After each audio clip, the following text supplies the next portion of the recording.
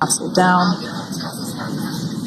And if you're just joining us, you're looking at 800 meters. a live view of Crew 9, just minutes away from. Copy, 600. That was a live view from. And splashdown. Crew 9 back on Earth. Freedom, splashdown. Good main release.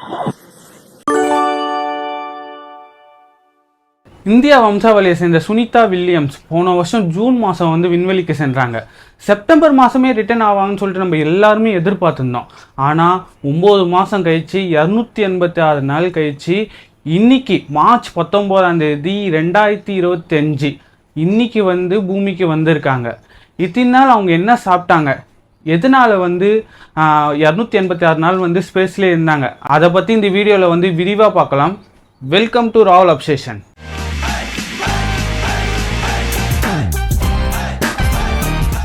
9 மாதங்களாக சர்வதேச விண்வெளி நிலையத்தில் தங்கிய இந்திய வம்சாவளி அமெரிக்க விண்வெளி வீராங்கனை Sunita Williams இன்று பூமிக்கு திரும்பியிருக்கிறார்.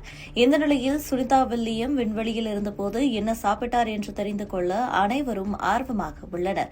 சில மாதங்களுக்கு முன்பு விண்வெளியிலிருந்து வெளியான சுனிதா வில்லியம்ஸின் புகைப்படம் அவரது உடல்நலம் குறித்த கவலைகளை தூண்டியிருந்தது. அவர் உடல் மெலிந்து குழி விழுந்த கண்டங்களுடன் காணப்பட்டார். ஆனால் உணவில் எந்த குறைபாடும் இல்லை என்றும் விண்வெளியில் உள்ள நுண்ணீர்ப்பு விசையின் விளைவாக உடல் எடை குறைந்தது என்றும் நாசா கூறியிருந்தது.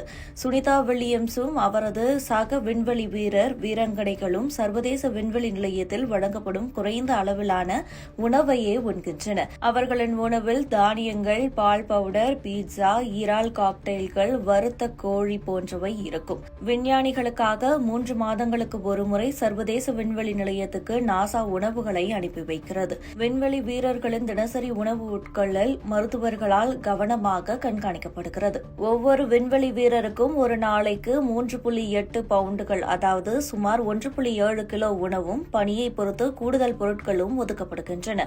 அனைத்து உணவுகளையும் பூமியிலிருந்து தயார் செய்து விண்வெளிக்கு அனுப்புகிறார்கள். விண்வெளி நிலையத்தில் இருக்கும் வீரர்கள் அவற்றை சூடாக்கி சாப்பிடுகிறார்கள்.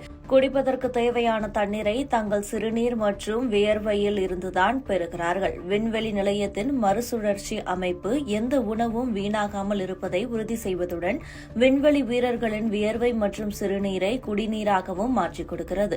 59 வயதான சுனிதா வில்லியம்ஸ் முதலில் 8 நாட்கள் பயணத்திற்காக சர்வதேச விண்வெளி நிலையத்திற்கு சென்றார். அவருடன் சக விண்வெளி வீரர் புட்ச் வில்மோரும் சென்றிருந்தார்.